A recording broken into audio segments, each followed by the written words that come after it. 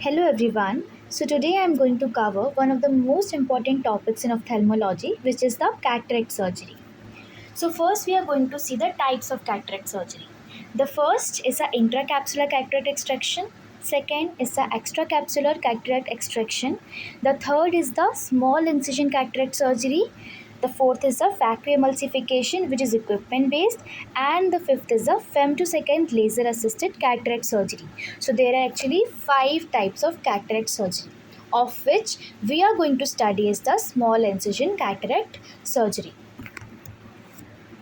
So, before studying cataract surgery, we are going to see it under two headings, the pre-operative steps and then the operative steps.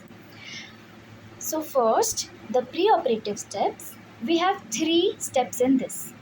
The first one is going to be the dilation of pupil. Okay, so in order to dilate the pupil, we use eye drops. And what are the eye drops? Tropicamide and phenylephrine eye drops. Okay. The second is going to be the local anesthesia. The local anesthesia can be of two types, either topical or it can be peribulbar. In the topical, we use proparacaine drops plus intracameral lidocaine augmentation. The peribulbar is the most important one, where we use midricaine. Midricaine is composed of bupivacaine, which is a long-acting local anesthetic, lignocaine, which is a short acting local anesthetic. Third is the 1 is to 2 lakh ratio of adrenaline, and fourth is the hyaluronidase. Adrenaline is not used in case of hypertensive patients. Okay. Third is the sterilization, for which we use 5% povidone iodine and betadine solution, which is instilled in the conjunctival site. So these all three were the pre-operative steps which we all must remember by heart.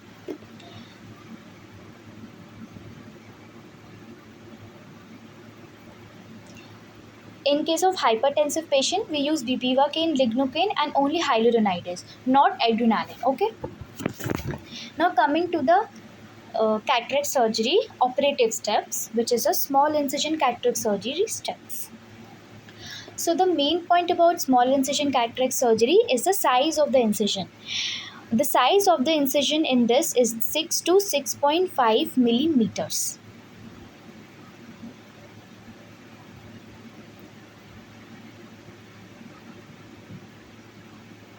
So the first step of this surgery is to keep the eye open during surgery, because if we want to perform operation, we must have a field. So in order to have a field, we must keep the eye open. So for keeping the eye open, we use universal eye speculum, and it is known as universal because it can be used in both of the eyes, right as well as left. So here we can see the universal eye speculum or the wire speculum is keeping the eye open during the surgery.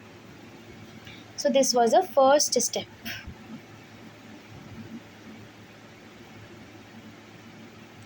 Now the second step is the superior rectus or the bridal suture.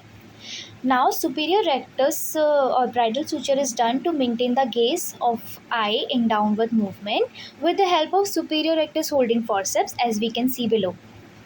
These are the superior rectus holding forceps.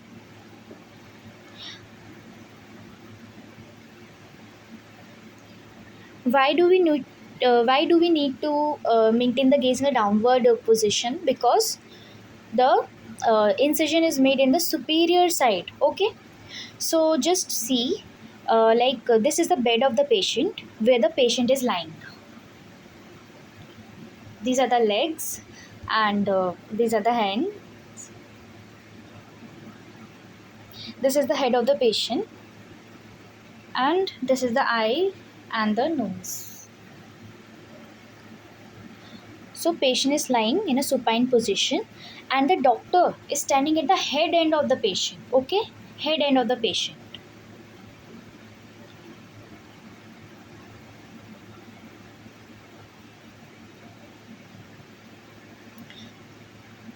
So we can understand it like this. Suppose this is an eye of the patient.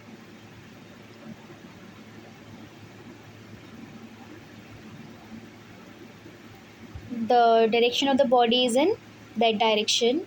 This is the doctor's position, which is at the head end of the patient. And this is the eyebrow, like in order to understand it properly, this is the eyebrows. So what we do, superior rectus is actually helps in the elevation of the eyeball. So if we hold it and tie it, then we can stop the elevation of the eyeball. The depression of the eyeball will be there. So the gaze will be maintained in the downward direction by holding the superior rectus. An incision will be given over here at the superior side. That's why we have to maintain the eye in the downward gaze.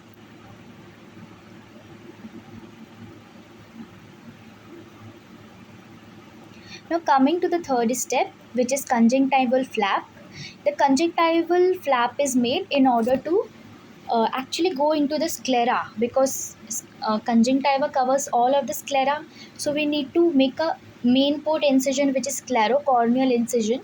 So we have to make a conjunctival flap, and for making this flap we use what? We use conjunctival scissors. Okay, these are the conjunctival scissors. Now the fourth one is the main port incision. Main port incision, as we saw above, it is made at the superior side. The second point is it is 6 to 6.5 millimeter size incision. Okay. Now third point is the very important point, that it's a self-healing incision. Now why it's a self-healing incision? Because it is a triplanar incision. Means that there are layers above the incision, so we don't have to use we don't have to suture it, right? It can heal by its own. That is, it is self healing because it is having three planes. Okay, it's not having one plane, it's not open, it is having three planes.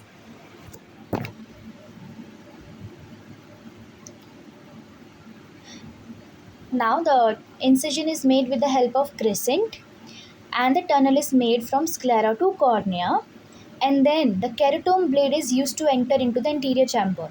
Okay, because the behind the anterior chamber is what? Is the lens. So here we can see this is the crescent because this is round. So this is used to make the sclerocorneal tunnel.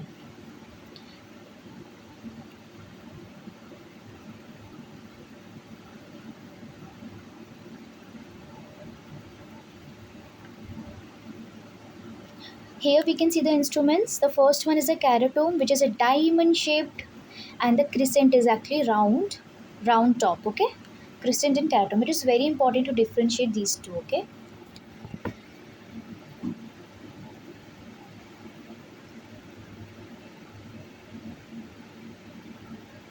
The fifth step is going to be the continuous curvilinear capsular axis. Now, what is this? It is nothing but it's a process of making a hole in the anterior capsule of the lens. The lens is having two capsules, the anterior and the posterior, and between these capsule, it's a cortex and the nucleus. So, a lens is actually having a capsular bag. The front one is the anterior capsule, the back one is the posterior capsule. So using a capsular axis forceps or using um, a 26 gauge needle, what we do, we bend it from the front end, and we get a new kind of instrument which is known as cystitome. Okay, so what we have done here, the first thing, we made an incision, right, to enter into the anterior chamber using what? Keratome. And then we make a hole in the anterior capsule of the lens. Just a hole, okay? As you can see over here, the brown part was the hole, okay? Like this. The anterior capsule of the lens, then behind is a posterior, the yellow is a cortex and green is a nucleus. So we have made a hole in the anterior capsule, not the full anterior capsule, and the posterior capsule is still intact over here. Okay, the above is the capsular axis forceps, the utrata, and we can also use cystitome. How do we make a cystitome? We make it by bending a 26 gauge needle.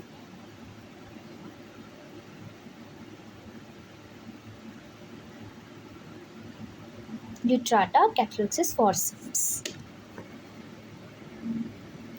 Now coming to the sixth step. The sixth step is hydrodissection.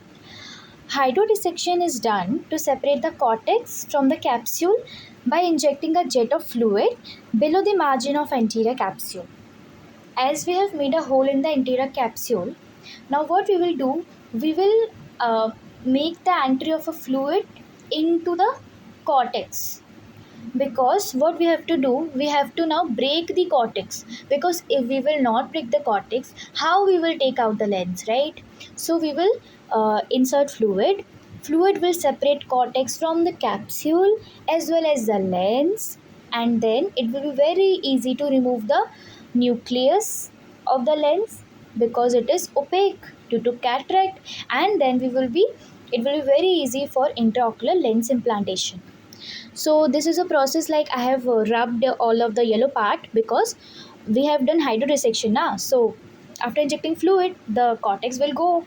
So some amount of cortex will still be left, because all of the cortex is not removed during due to by this hydrodissection technique. So all the cortex which will be left is a residual cortex over here, right? So how do we remove the residual cortex? We remove it by irrigation and aspiration, which is another step which we will see further. Okay, so after this technique, the lens is going to look something like this. Okay, easy. Now the seventh step is the nucleus removal. Nucleus removal is done using irrigating wire vectors. We will use this to just remove the lens, sorry, nucleus of the lens, the green one. Okay, because we have removed the cortex, so now nucleus will be removed using irrigating wire vectors. So it will look like this.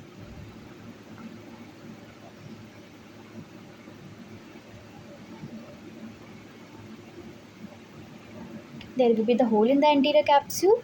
Posterior capsule is still intact, and there will be no nucleus, and only a little bit of residual cortex will be left. So now the time is there to remove the residual cortex.